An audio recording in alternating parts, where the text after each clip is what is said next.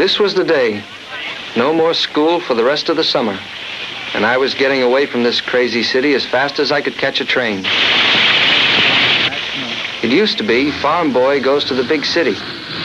With me, it's just the opposite. I get a kick out of everything that grows out of the ground. Anything from grass in the park to Ma's geranium pot on the fire escape. So I got myself a summer job upstate, working on a farm.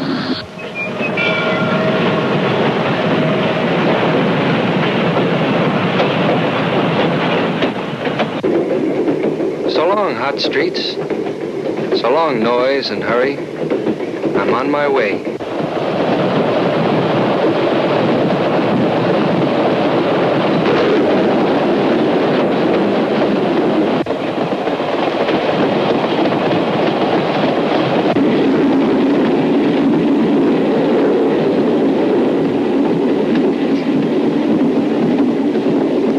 Funny how quick a big city ends when you get on a train. Just a few minutes and you're out in the country. Farm after farm. Makes you think maybe the city's not as important as you thought.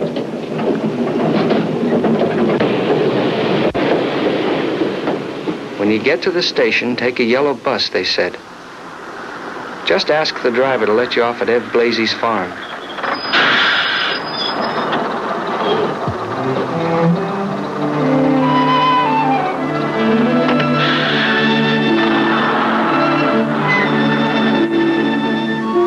There it was.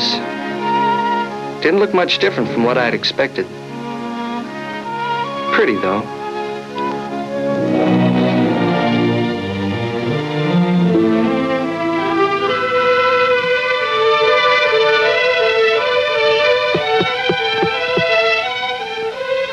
Nobody seemed to be home. Wondered if I had the wrong place.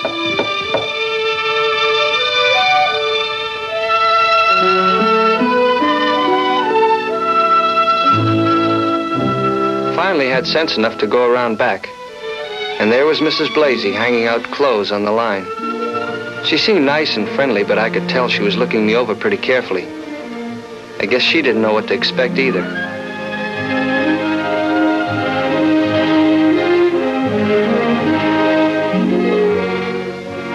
Mind your manners now, Maud told me. So I grabbed the clothes and carried them in. Dropped a couple of pieces on the way, of course. All hands and feet.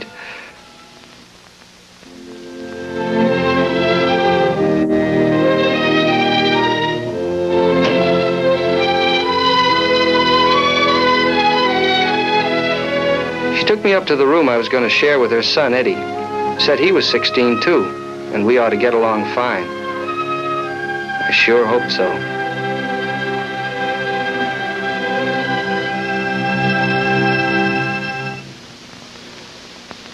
You'll probably find Mr. Blazy out in the back 40, she said, whatever that meant. Didn't want to look dumb, so I said, yes, ma'am. I asked how big the farm was, and she said about 800 acres, and off I went.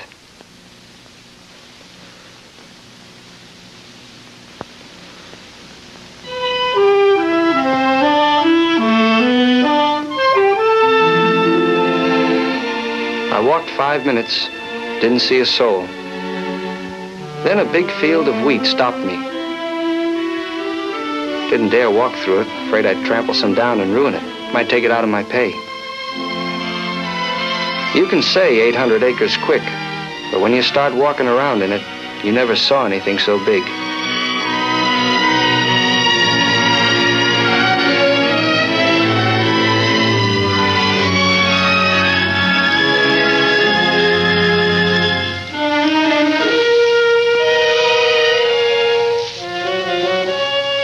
By now, I was really lost.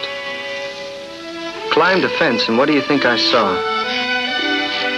A graveyard, way out there in the middle of nowhere. I prowled around, looked at the tombstones. You know, some of them dated way back to 1867. Why, these people must have been farming here before the Civil War.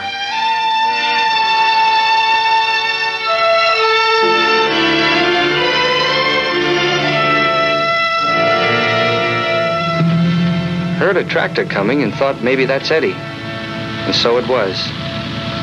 We hollered at each other for a while. Then I made out that his father was down by the lower barn.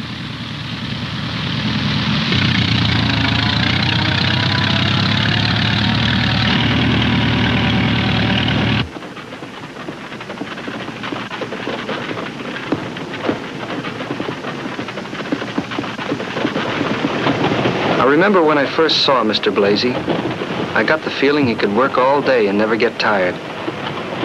There was a feeling of power back of everything he did, even the way he shook hands.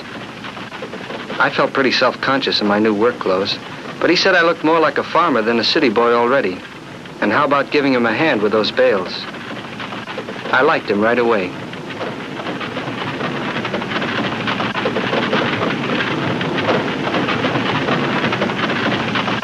Just pulling bales of hay onto a conveyor looks easy. And you know how it is on a new job. You want to show the boss how good you are. The first couple of bales went fine. Nothing to it. Then I began to think they must have lead in them.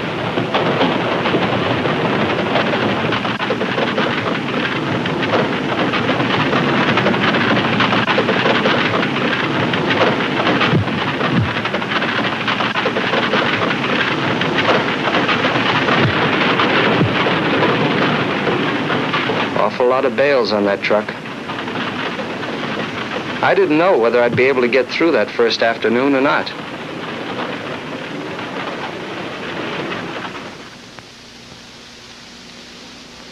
If Mr. Blasey was wondering how his kids would hit it off with a city boy, he didn't have to worry. Alberta and I got along fine, and everybody found plenty to talk about.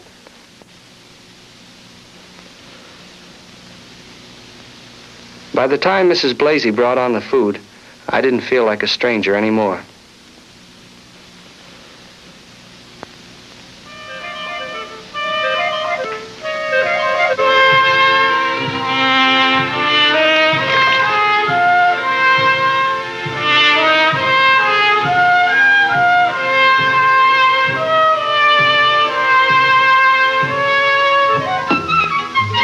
The food was terrific.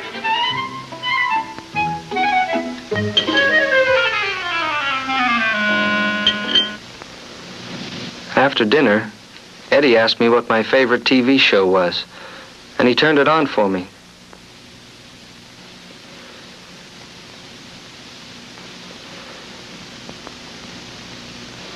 Felt strange sitting there so far from home and seeing the same show I'd have been looking at back in the city. The only trouble was I couldn't stay awake. I finally gave up and went upstairs to bed. I'm sailing up the Gulf of Mexico. So then a crazy thing happened. I couldn't get to sleep. Who says it's quiet in the country? They've got the weirdest noises out here I ever listened to.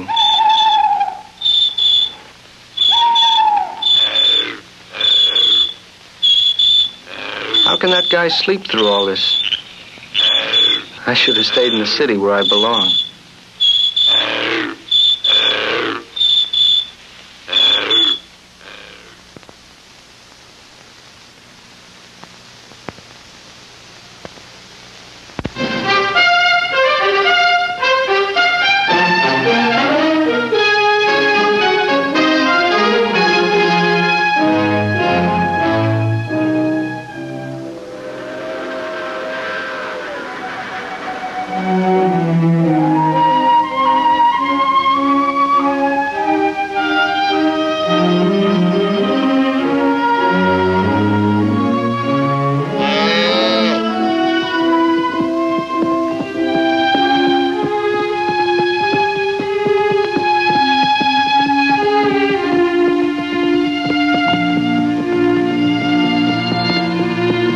It didn't take me as long as I thought it would to get used to farm routine.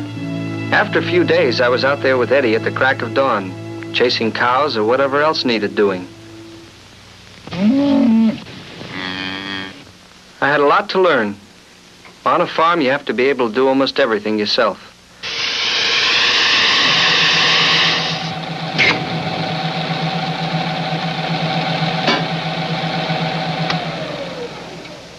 Mr. Blasey had a machine shop where he could repair equipment if it broke down. He could weld a broken part or even make a new one if it wasn't too complicated.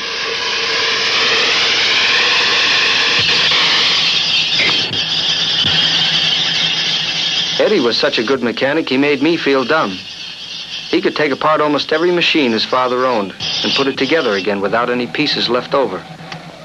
I didn't even know how to sharpen a cutter bar, but I made up my mind to learn.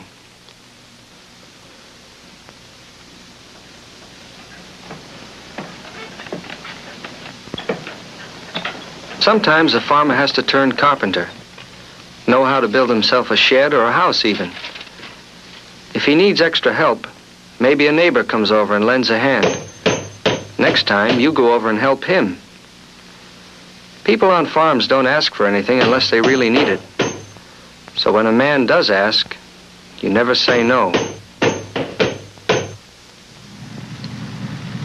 Mr. Blasey kept telling me, the only way you learn a thing is by doing it. But I guess I didn't really believe him, till one afternoon when he took time out to show me how a tractor works. After he got through explaining, he said, "Okay, now get on and drive it." I was scared to try, but he said, "Go ahead, can't hurt anything. You got the whole field all to yourself." Well, I figured if it was all right with him, it was all right with me. So I got set, put her in gear. I guess even the cows laughed. But Mr. Blasey shouted, "You're doing fine."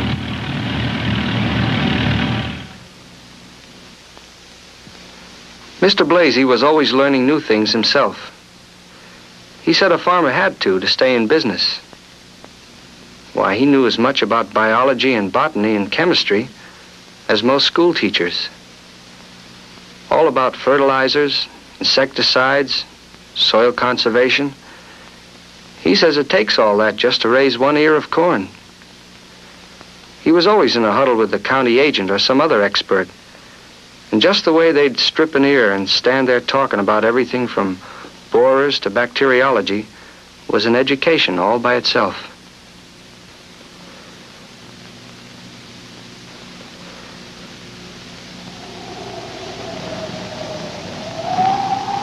Sometimes I just sat down and looked, trying to soak up the feeling of things living and growing. It was all there spread out in front of me, if I could only understand it. Everything in nature has a purpose, said Mr. Blasey, whether it's the sun, or the way grain grows on a stalk, or insects carrying pollen from plant to plant. It's all necessary, all part of the scheme of things. I thought that over for a while, but something bothered me. What purpose do weeds serve, I asked him. And what about pests and diseases that attack the plants? What about drought and storms? Well, Tony, he said, there's evil in the world just the way there's good. And in a way, being a farmer means being on the side of what's good in nature and helping it to live and grow and protecting it against all the things that try to hurt it or kill it. I remember seeing him walk to the top of a rise one afternoon and stand there looking out across the fields. And the way he walked through the wheat and felt it, it gave you the feeling he was personally concerned with every stalk. And in a way, he was. He'd planted it. He'd helped it grow. He'd fought off whatever had tried to hurt it. And now there it stood, almost ready. I knew he was holding his breath, hoping his luck would hold till he could harvest it.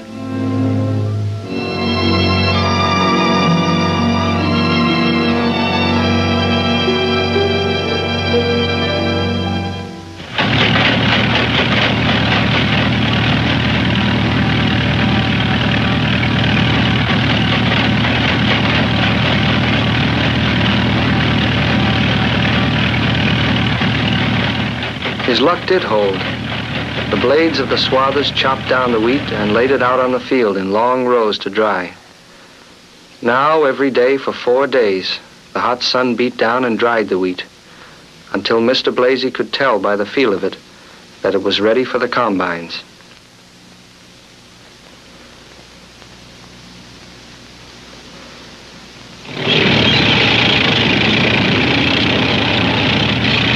Mr. Blasey says nobody under 50 is old enough to appreciate a modern combine. He can remember harvesting the wheat with horses and old-fashioned equipment made of wood and iron that broke down and left you stranded in the middle of a field. 15 years ago, he had to hire 18 men to do the same job only 5 of us were handling here. The combine alone has cut down labor by 85%. And with just one combine, he can harvest more than 30 acres a day.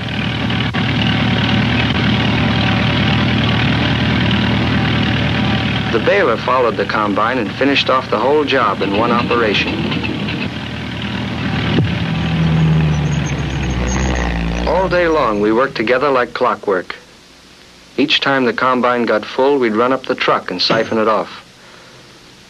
You know, said Mr. B, in colonial days, it took 85% of the nation's manpower to produce the food we needed. Now, 15% can do the job.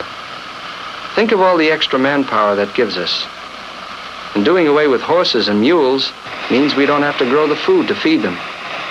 That gives us millions more acres than we had to grow food for people instead of animals.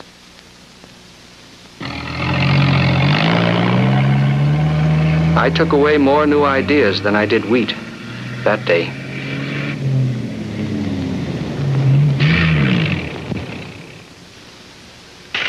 We didn't get back to the house from breakfast on. Kept shuttling back and forth between the field and the barn.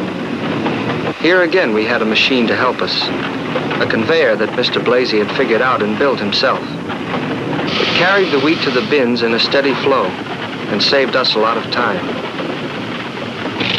Mr. B kept the pressure on. He was just a little uneasy about the weather.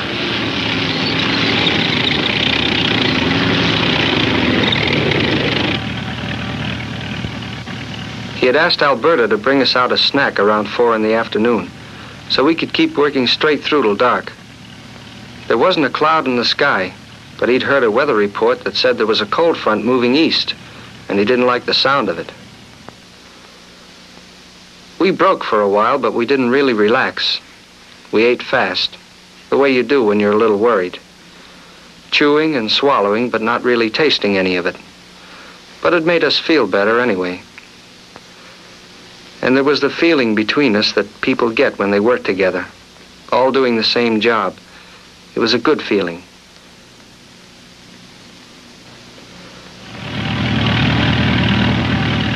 Then we went at it again, and now the wind began blowing in gusts, and you could smell the change coming in the air. Down went the sun, but we kept right on working. We didn't quit till it got too dark to see.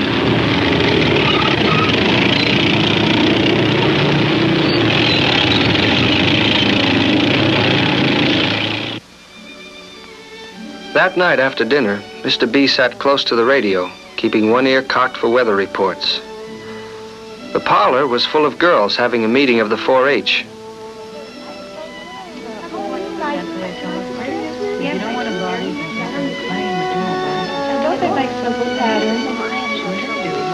Mrs. Blasey is the volunteer leader of Alberta's 4-H club. All the kids out here belong either to 4-H or the Future Farmers of America, and they learn a lot and have fun doing it. Alberta was smart at designing clothes. She was going to try for a prize at the county fair. I sure wished her luck. This is station QLXR, station QLXR. Montgomery County reports winds with a velocity of 40 miles. 9 o'clock, we got a weather report of wind and hail moving southeast, right in our direction. Center of storm is moving it looked bad for tomorrow. Junction. Sunrise told us nothing, but the weather reports were still bad. A neighbor brought his combine over to help, and we started working against time. For a while, it looked as if we might make it.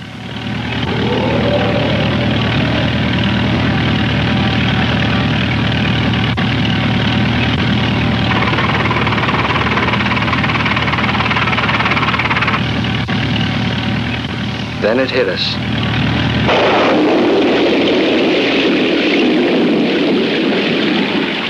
really did get rained out.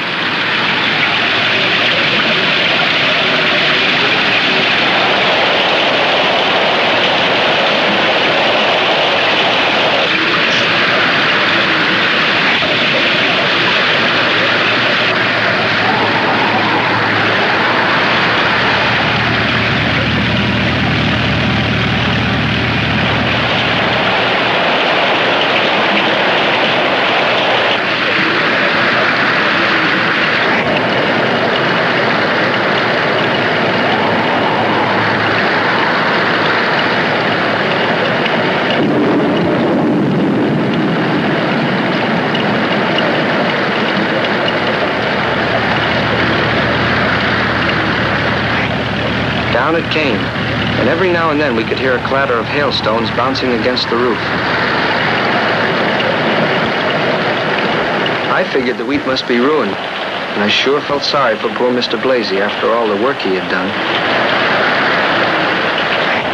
But Eddie didn't think there'd been much damage. Maybe we lost a little, he said, but it could have been a lot worse.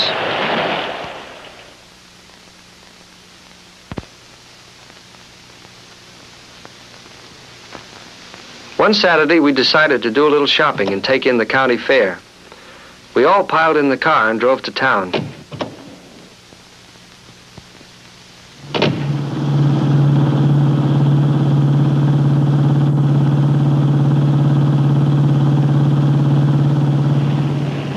The roads were good, and it wasn't much of a drive, only about 25 minutes.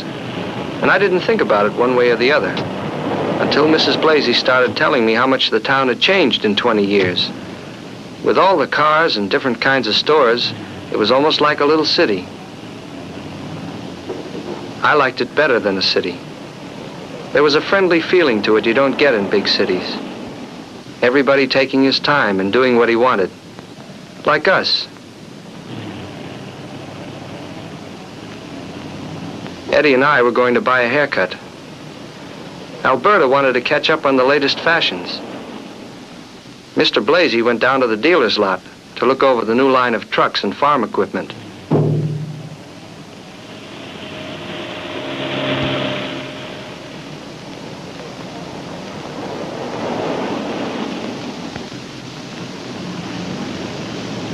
We were all going to meet back at the car in an hour, eat dinner in town, then go see the fair that evening.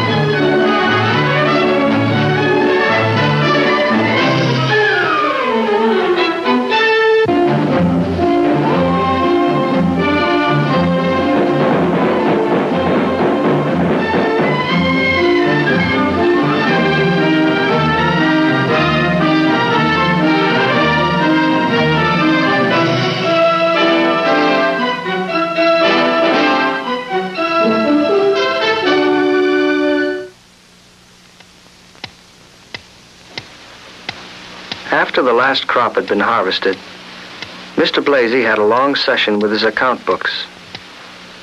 I can remember how he sat there going over the entries page by page. I guess it had been a pretty good year for him, but from the expression on his face, I had a feeling he wasn't really looking at the figures half the time. He was seeing the farm itself and thinking about it.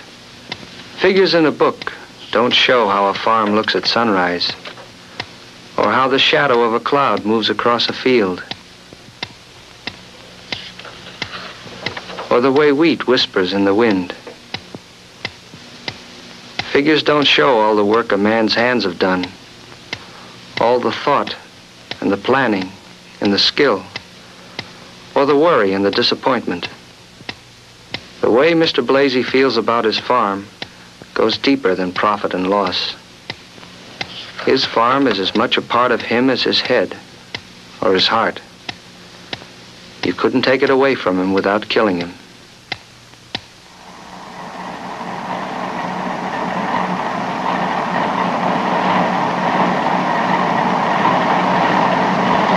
Summer was over before I knew it. We stood on the station platform saying goodbye.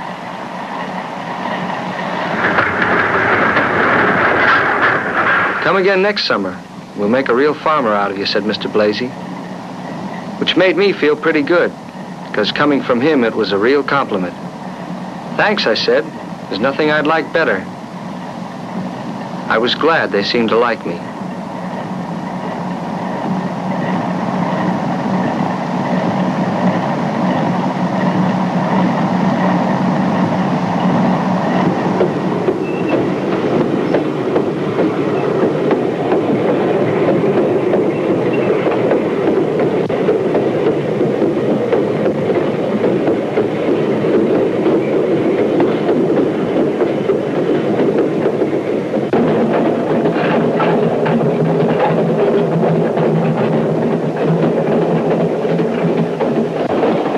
All the way back, I watched the farms pass and thought about them.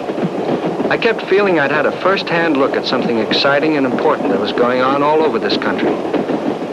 Machines clattering up and down the fields, farmers working hand in hand with scientists. Mr. Blasey says the farmers are going to have to feed 190 million people by 1975, and that if anybody thinks big changes have been made in agriculture, he hasn't seen anything yet. I wonder what it'll be like by the time I have a farm of my own.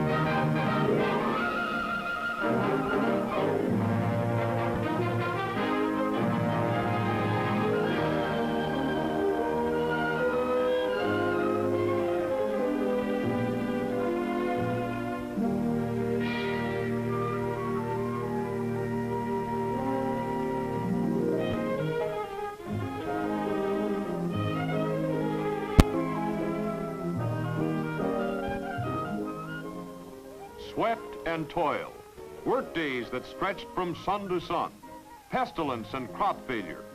This was the lot of the early settlers who tamed the wilderness and put it to work feeding the world. Today, farming is an easier, more profitable occupation. Improved crop varieties and scientific methods have skyrocketed farm production.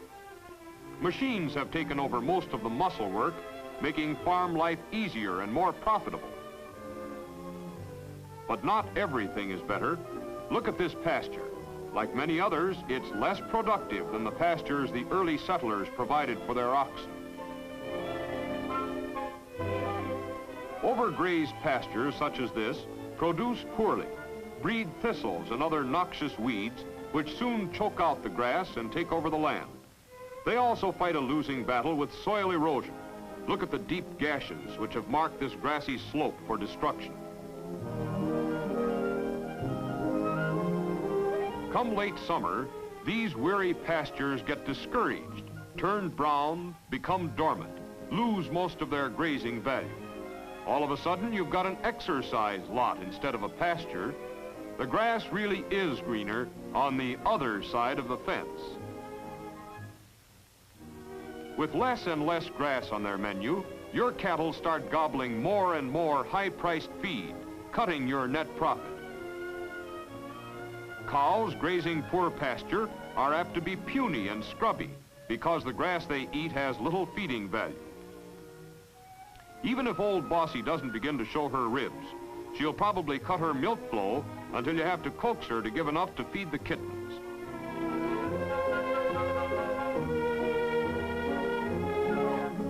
But pastures can pay, and pay big, if given the same consideration as other crops on your farm. Grass helped to fatten steers at the Illinois Experiment Station farm with 1/3 less corn.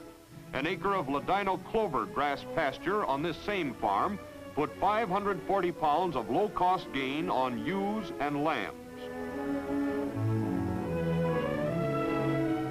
Hogs aren't natural grazers, but they can use a grass and legume mixture to trim as much as 20% from their feed bill.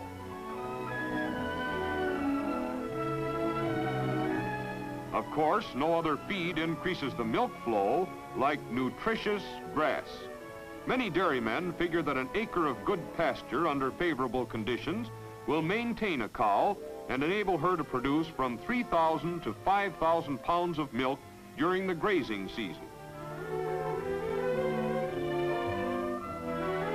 Yes, farm records have proved time and again that it is cheaper to produce milk and meat with good pasture than with large amounts of costly grains and concentrates. There's no secret about the way to give your worn-out pasture new life. The Agriculture Extension Service, the Soil Conservation Service, and other agencies have already shown thousands of farmers how to make pasture one of their most profitable crops. In their demonstrations, these experts usually recommend a 4-point plan for pasture improvement. First, test the soil and apply needed lime, commercial fertilizer, or manure. Second, rip up the old sod and prepare a good seed bed. Third, seed locally adapted grass and legume mixture. Fourth, safeguard the renovated pasture against overgrazing.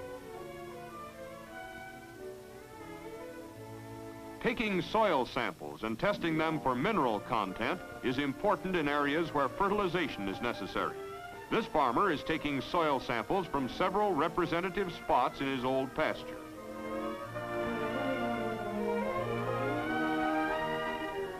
County farm bureaus or other agencies will test your soil samples. These tests indicate the minerals and plant foods your pasture land needs to produce a profitable crop. Land that needs lime or other minerals won't support the legumes in the pasture mixture. Likewise, over-liming or the addition of unneeded plant food is a waste of money. Manure will help to build up the organic content of lazy land, give it strength to produce lush grass, grass chock full of milk and meat-producing nutriments. Blanketing your old pasture with manure is a quick, easy job with modern manure handling equipment. Adding superphosphate increases the manure's effectiveness. This farmer is getting ready to spread potash on his pasture. Like lime, nitrogen, and phosphate, potash helps farm animals to maintain their health and makes them grow. Commercial fertilizer and ordinary lime, such as this farmer is loading, have skyrocketed crop yields. They will increase your income from livestock through better pasture. A lime distributor enables you to sweeten sour soil in a hurry. Late summer or fall is usually a good time to apply liming materials. In some areas, good stands of legumes can be obtained by drilling the seed into the pasture without seedbed preparation following the liming operation. Most experts recommend a field cultivator or disc harrow for ripping up the old sod. However, in some conditions, a plow is used to prepare a seedbed for the new pasture mixture. The field cultivator and disc harrow have the advantage of not only doing good work on rough or stony pastures, but of leaving a surface mulch that retards wind and water erosion. Old pasture may be ripped up in late fall or early spring, depending upon the soil and local growing conditions. The sod should be well cut and the roots severed from the soil. This weakens the old sod so it won't choke out the new seeding and provides a mulch type of seedbed for the new legume and grass mixture. Following the field cultivator with a disc harrow assures a more complete kill of the old sod, gives the new seeding a better chance to catch.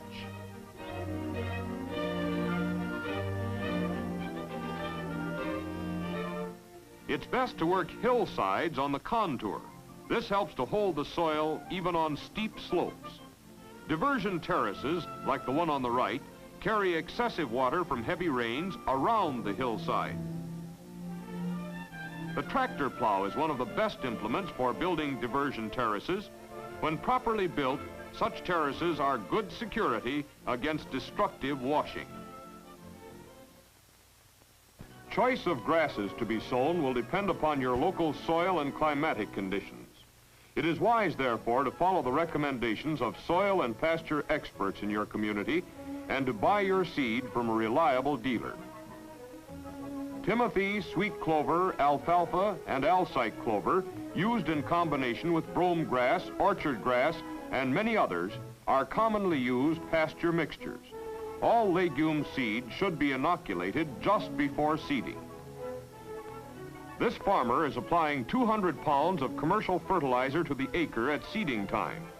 By using a fertilizer grain drill, he's also able to seed the grass and legume mixture and put in a nurse crop if desired at the same time.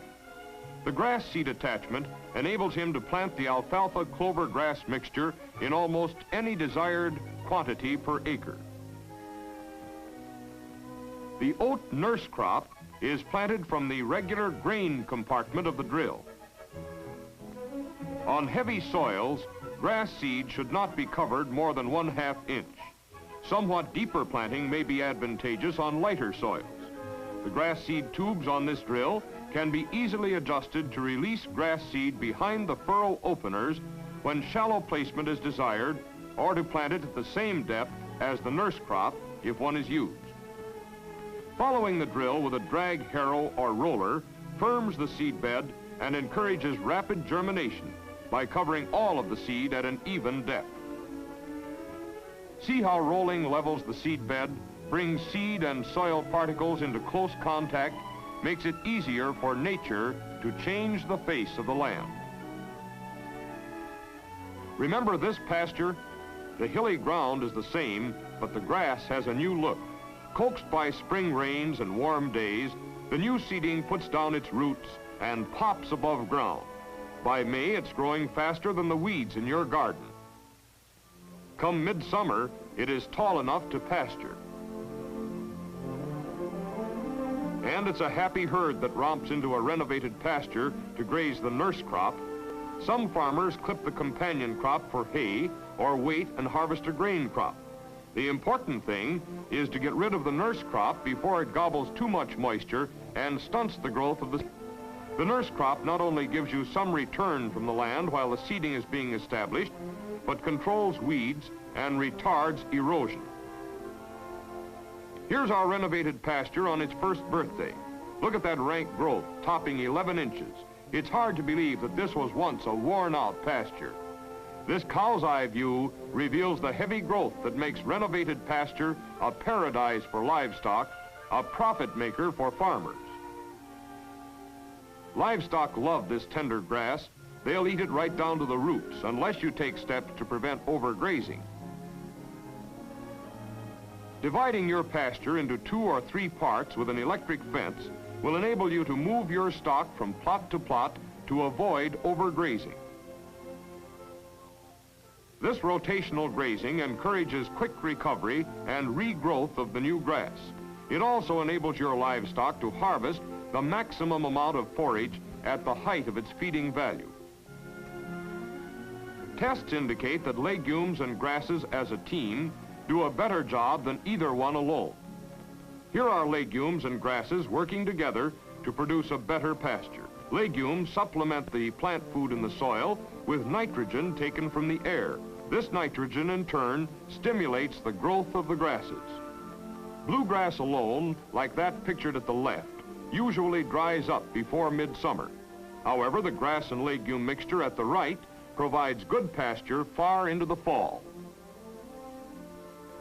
Hot, dry spells that knock out most pasture grasses hardly faze deep-rooted legumes, which stay green and keep growing by pulling moisture up from the subsoil.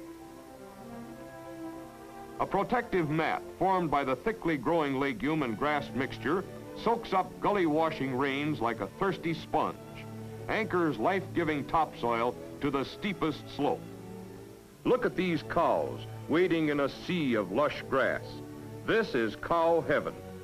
Because legumes and grasses work together to add plant food, hoard moisture, and provide constant regrowth, they go a long way toward assuring good grazing from early spring to late fall.